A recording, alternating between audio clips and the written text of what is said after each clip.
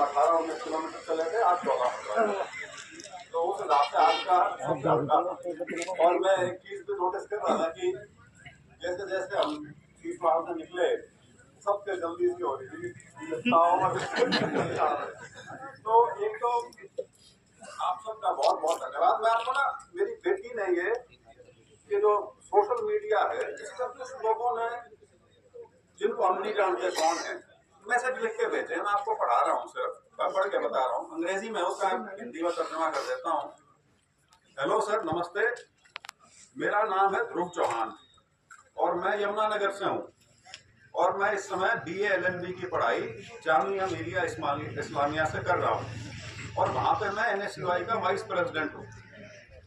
Sir, मैं आपको और आपके काम को बहुत लंबे समय से फॉलो कर रहा हूँ और मुझे बहुत खुशी होगी यदि आप मुझे अपनी टीम का हिस्सा बनने का मौका देंगे। ये है जी। दूसरा ये है जी, ये कहता है, नमस्ते सर, मैं कमल सिंह गुड़गांव से, मैं आपकी यात्रा को पिछले काफ़ी समय से फॉलो कर रहा हूँ और जो आपके बोलने का तरीका है और ईमानदारी से जो आप अपनी बात रखते हैं लोगों के सामने, मैं उसकी बहुत इज्जत करता हूँ। आप मुझे काफ़ी कुछ अपने पिताजी की याद दिलाते हो जो सीधे स्पष्ट थे और निर्भीक तरह की राजनीति करते थे। और फिर वो कहता है कि ये जो मैंने आपको संदेश भेजा है ये मैं एक इज्जत की नज़र से आपको भेज रहा हूँ। मेरे को आपसे कुछ नहीं चाहिए, निजी तौर पर कोई मेरे को आपसे कोई बेनिफिट नहीं चाहिए। मैं सिर्फ आपके साथ साझा करना चाहता था कि मेरी तरह के भी लोग हैं जो सिर्फ आप क्योंकि हमें अच्छे लग रहे हो इसलिए हम आपके साथ हैं। ये लिखता है, ये कोई भाई प्रदीप कुमार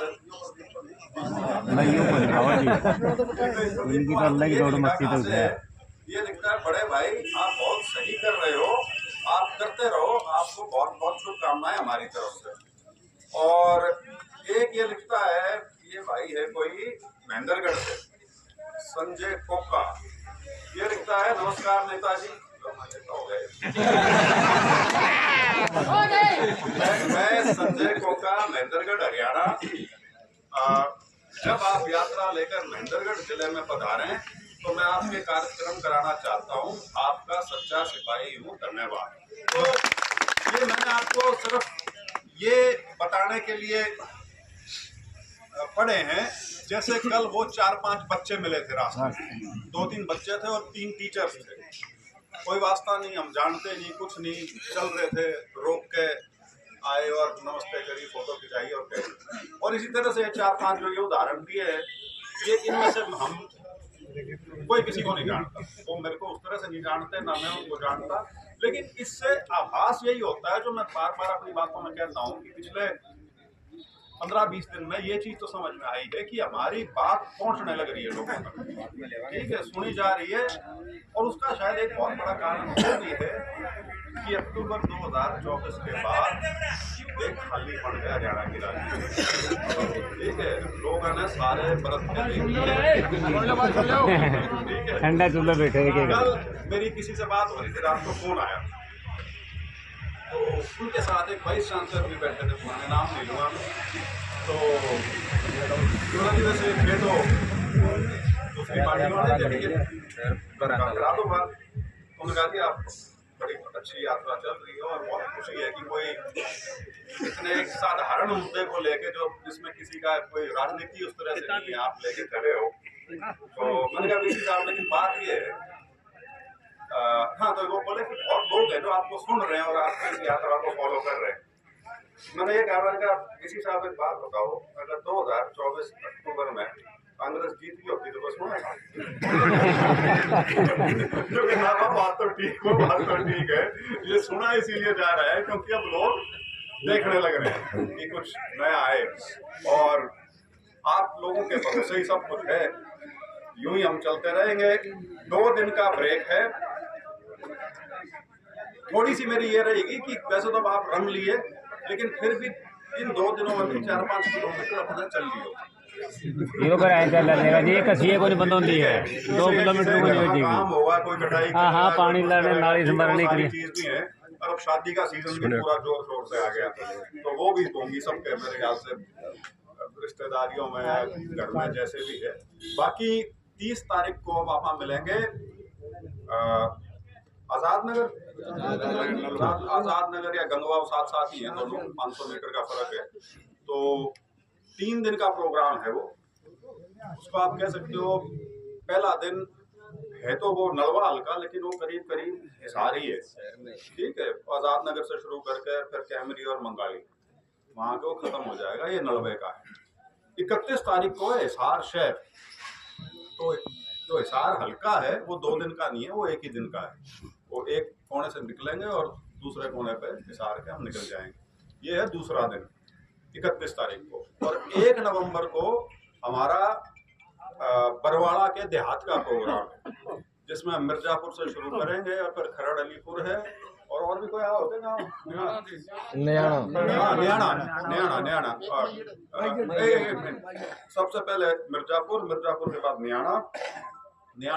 न्याणा के बाद खरड़ अलीपुर और उसके बाद मैयड़ पे खत्म, ठीक है। ये 3 दिन का है। 2 तारीख की फिर छुट्टी है, ठीक है। और उसके बाद फिर ये आपका हांसी 2 दिन और उसके बाद 2 दिन भवानी खेड़ा पे फिर हमारा पहला फेज जो है 14 हल्कों का वो समाप्त होगा।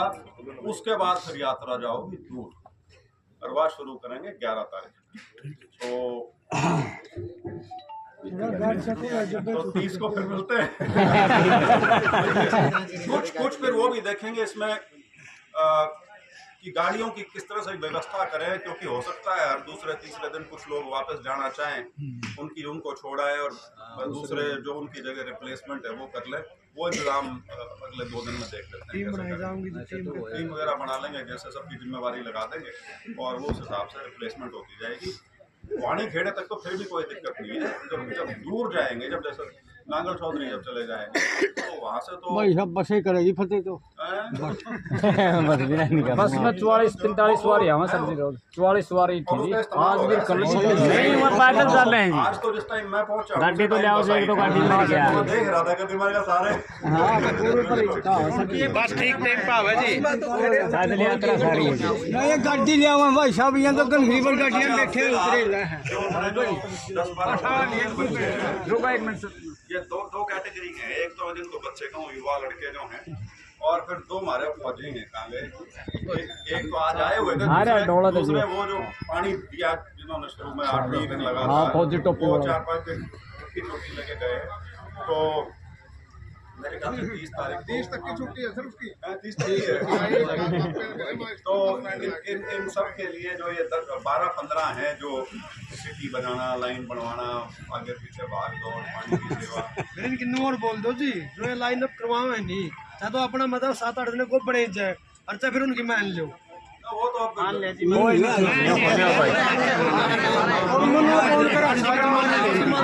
भाई नए रोज के 10-20 रुपए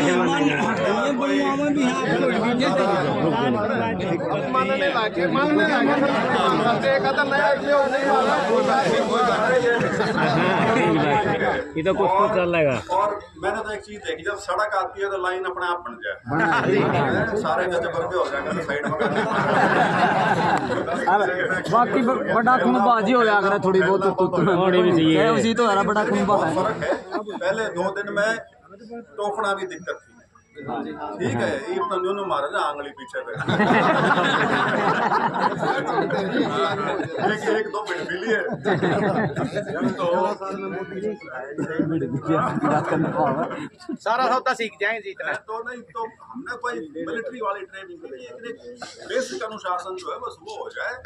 अपने एक चीज में जरूर कहूंगा, सड़क तो ठीक होगी, लेकिन इस व्यवस्था की ना जो लाइन वाला सिस्टम है, जिसमें आप 200 आदमी लगता है, 500 हैं, वो सबसे ज्यादा जरूरी होता है जब शहर और गांव में पहुंचते हैं।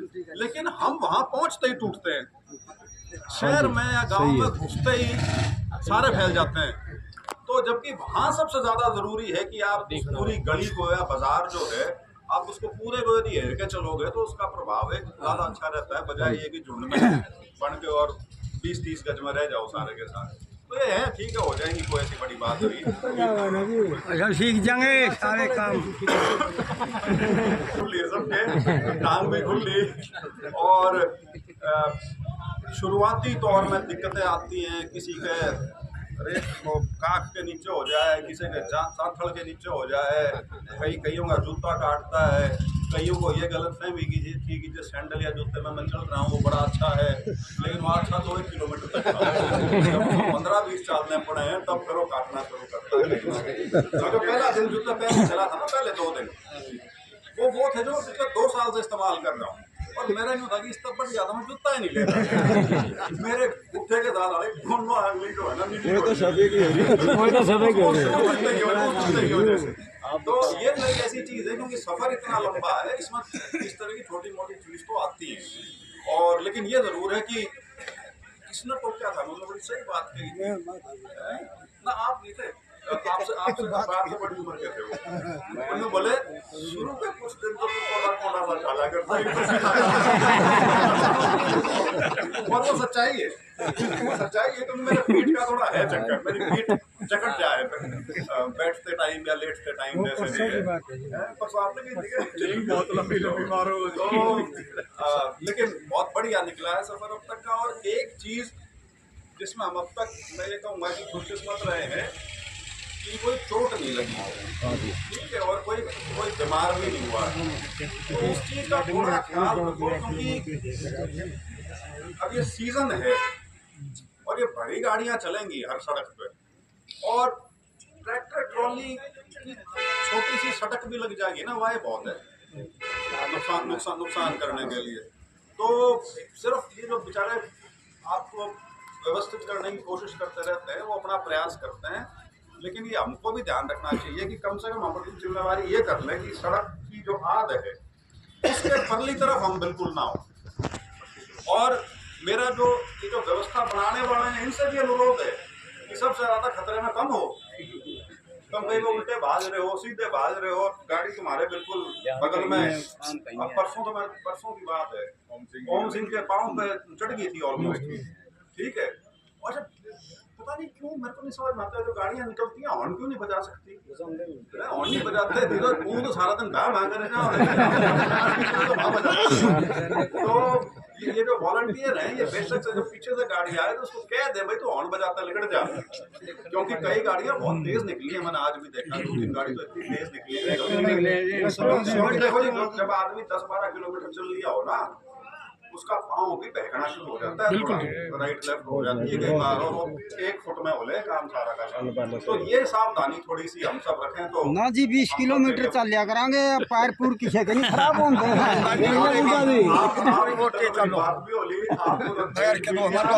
आपके तो जो कदम है ना तो 2 इंच पंगे चलना ही बोलिए, छोड़ा के ना खास है जी, छोड़ा तो ना खास है। धन्यवाद।